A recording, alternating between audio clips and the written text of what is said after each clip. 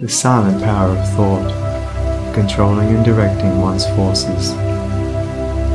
The most powerful forces in the universe are the silent forces, and in accordance with the intensity of its power, does a force become beneficent when rightly directed, and destructive when wrongly employed. This is a common knowledge in regard to the mechanical forces, such as steam, electricity, etc. But few have yet learned to apply this knowledge to the realm of mind, where the thought forces, most powerful of all, are continually being generated and sent forth as currents of salvation or destruction. At this stage of his evolution, man has entered into the possession of these forces, and the whole trend of his present advancement is their complete subjugation.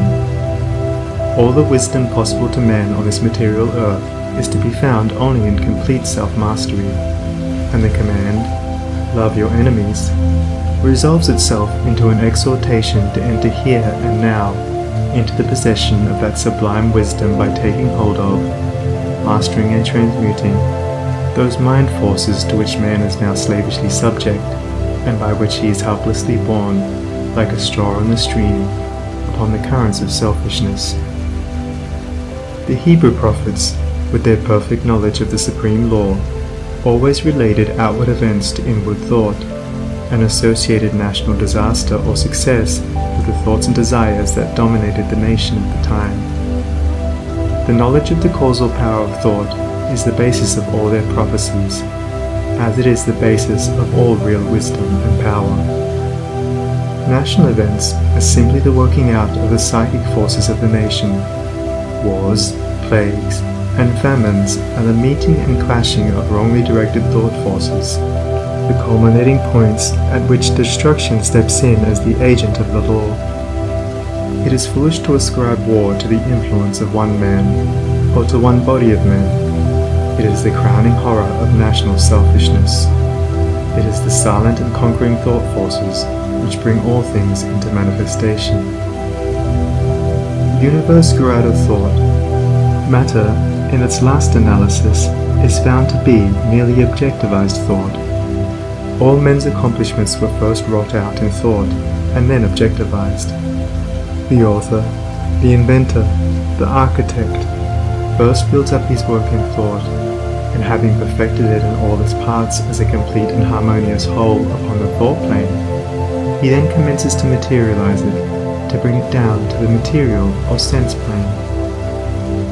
When the thought forces are directed in harmony with the overruling law, they are upbuilding and preservative, but when subverted, they become disintegrating and self-destructive. To adjust all your thoughts to a perfect and unswerving faith in the omnipotence and supremacy of good is to cooperate with that good, and to realize within yourself the solution and destruction of all evil. Believe and ye shall live. And here we have the true meaning of salvation. Salvation from the darkness and negation of evil, by entering into and realizing the living light of the eternal good. Where there is fear, worry, anxiety, doubt, trouble, chagrin, or disappointment, there is ignorance and lack of faith. All these conditions of mind are the direct outcome of selfishness, and are based upon an inherent belief in the power and supremacy of evil. They therefore constitute practical atheism, and to live in and become subject to these negative and soul-destroying conditions of mind is the only real atheism. It is salvation from such conditions that the race needs, and let no man boast of salvation whilst he is their helpless and obedient slave. To fear or to worry is as sinful as to curse, for how can one fear or worry if he intrinsically believes in the eternal justice, the omnipotent good, the boundless love? To fear, to worry, to doubt, is to deny, to disbelieve. It is from such states of mind that all weakness and failure proceed, for they represent the annulling and disintegrating of the positive thought forces which would otherwise speed to their object with power and bring about their own beneficent results. To overcome these negative conditions is to enter into a life of power, is to cease to be a slave, and to become a master, and there is only one way by which they can be overcome, and that is by steady and persistent growth in inward knowledge. To mentally deny evil is not sufficient. It must, by daily practice, be risen above and understood. To mentally affirm the good is inadequate. It must, by unswerving endeavor, be entered into and comprehended. The intelligent practice of self-control quickly leads to a knowledge of one's interior thought forces, and, later on, to the acquisition of that power by which they are rightly employed and directed. In the measure that you master self, that you control your mental forces instead of being controlled by them, in just such measure will you master affairs and outward circumstances. Show me a man under whose touch everything crumbles away, and who cannot retain success even when it is placed in his hands. And I will show you a man who dwells continually in those conditions of mind which are the very negation of power. To be forever wallowing in the bogs of doubt, to be drawn continually into the quicksands of fear, or blown ceaselessly about by the winds of anxiety, is to be a slave, and to live the life of a slave, even though success and influence be forever knocking at your door, seeking for admittance. Such a man, being without faith and without self-government, is incapable of the right government of these affairs, and is a slave to circumstances, in reality a slave to himself. Such are taught by affliction, and ultimately pass from weakness to strength by the stress of bitter experience. Faith and purpose constitute the motive power of life. There is nothing that a strong faith and an unflinching purpose may not accomplish. By the daily exercise of silent faith, the thought forces are gathered together, and by the daily strengthening of silent purpose, those forces are directed toward the object of accomplishment. Whatever your position in life may be, before you can hope to enter into any measure of success, usefulness, and power, you must learn how to focus your thought forces by cultivating calmness and repose. It may be that you are a businessman, and you are suddenly confronted with some overwhelming difficulty or probable disaster. You grow fearful and anxious, and are at your wits' end. To persist in such a state of mind would be fatal, for when anxiety steps in, correct judgment passes out.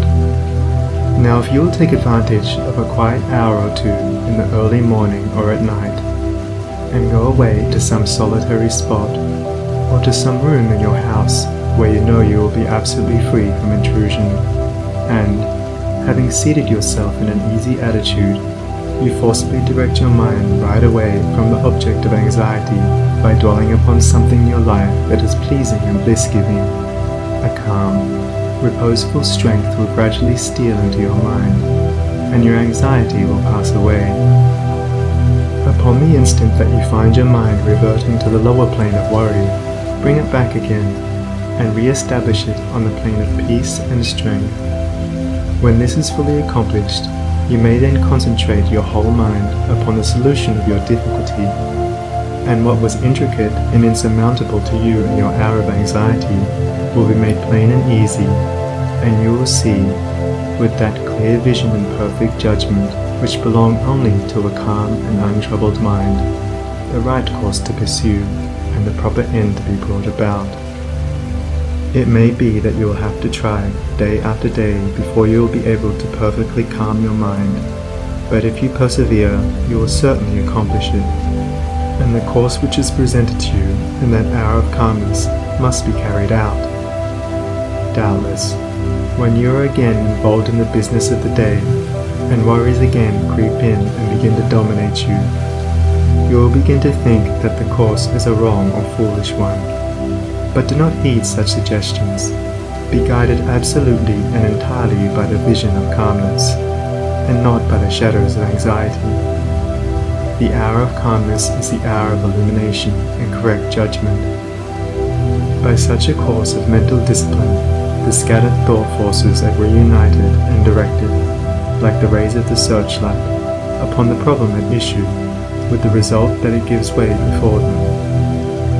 There is no difficulty, however great, but will yield before a calm and powerful concentration of thought, and no legitimate object but may be speedily actualized by the intelligent use and direction of one's soul forces. Not until you have gone deeply and searchingly into your inner nature, and have overcome many enemies that lurk there, can you have any approximate conception of the subtle power of thought, of its inseparable relation to outward and material things, or of its magical potency when rightly poised and directed in readjusting and transforming the life conditions. Every thought you think is a force sent out, and in accordance with its nature and intensity will it go out to seek a lodgment in minds receptive to it, and will react upon yourself for good or evil. There is ceaseless reciprocity between mind, and a continual interchange of thought forces. Selfish and disturbing thoughts are so many malignant and destructive forces, messengers of evil, sent out to stimulate and augment the evil in other minds, which in turn send them back upon you with added power.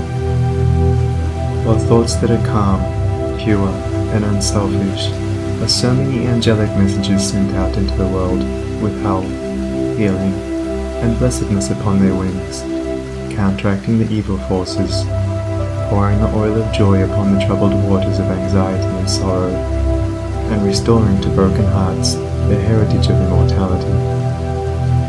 Think good thoughts, and they will quickly become actualized in your outward life in the form of good conditions. Control your soul forces, and you will be able to shape your outward life as you will.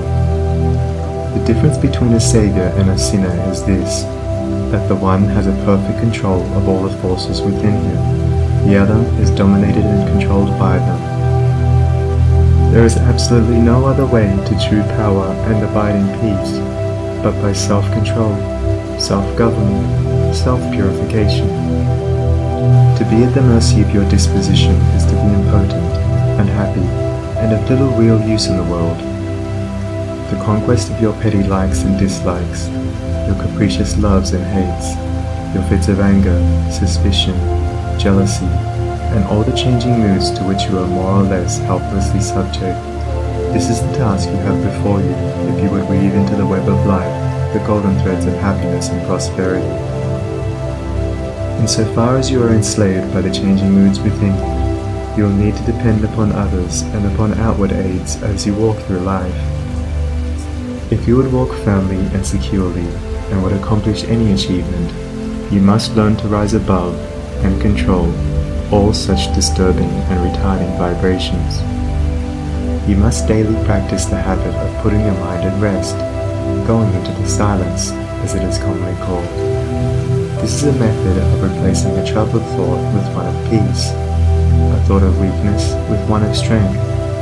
Until you succeed in doing this, you cannot hope to direct your mental forces upon the problems and pursuits of life with any appreciable measure of success. It is a process of diverting one's scattered forces into one powerful channel, just as a useless marsh may be converted into a field of golden corn or a fruitful garden by draining and directing the scattered and harmful streams into one well-cut channel. So, he who acquires calmness and subdues and directs the thought currents within himself saves his soul and fructifies his heart and life. As you succeed in gaining mastery over your impulses and thoughts, you will begin to feel, growing up within you, a new and silent power, and a settled feeling of composure and strength will remain with you. Your latent powers will begin to unfold themselves, and whereas formerly your efforts were weak and ineffectual, you will now be able to work with that calm confidence which commands success. And along with this new power and strength, there will be awakened within you that interior illumination known as intuition, and you will walk no longer in darkness and speculation, but in light and certainty. With the development of this soul vision, judgment and mental penetration will be incalculably increased, and there will evolve within you that prophetic vision by the aid of which you will be able to sense coming events and to forecast with remarkable accuracy the results of your efforts. and in just the measure that you alter from within will your outlook upon life alter. And as you alter your mental attitude towards others, they will alter in their attitude and conduct toward you. As you rise above the lower, debilitating, and destructive thought forces, you will come in contact with the positive, strengthening, and upbuilding currents generated by strong, pure, and noble minds. Your happiness will be immeasurably intensified, and you will begin to realize the joy, strength, and power which are born only of self-mastery. And this joy, strength, and power will be continually radiating from you, and without any effort on your part, nay, though you are utterly unconscious of it, strong people will be drawn toward you, influence will be put into your hands, and in accordance with your altered thought world, all outward events shape themselves. A man's foes are they of his own household, and he who would be useful, strong, and happy must cease to be a passive receptacle for the negative, beggarly, and impure streams of thought. And as a wise householder commands his servants and invites his guests, so must he learn to command his desires, and to say, with authority, what thoughts he shall admit into the mansion of his soul. Even a very partial success in self-mastery adds greatly to one's power, and he who succeeds in perfecting this divine accomplishment enters into possession of undreamed-of wisdom and inward strength and peace, and realizes that all the forces of the universe aid and protect his footsteps who is master of his soul. Would you scale the highest heaven? Would you pierce the lowest hell? Live in dreams of constant beauty, or in basest thinkings dwell? For your thoughts are heaven above you, and your thoughts are hell below. Bliss is not, except in thinking, torment naught that thought can know. Worlds would vanish but for thinking, glory is not but in dreams. And the drama of the ages, from the thought eternal streams. Dignity and shame and sorrow, pain and anguish, love and hate, are but maskings of the mighty pulsating thought that governs fate. As the colors of the rainbow makes the one uncolored beam, so the universal changes make the one eternal dream. And the dream is all within you, and the dreamer waiteth long for the morning to awake him to the living thought and strong, that shall make the ideal real, make to vanish dreams of hell, in the highest, holiest heaven, where the pure and perfect dwell. Evil is the thought that thinks it, good the thought that makes it so. Light and darkness, sin and pureness, likewise out of thinking grow. Dwell in thought upon the grandest, and the grandest you shall see. Fix your mind upon the highest, and the highest you shall be.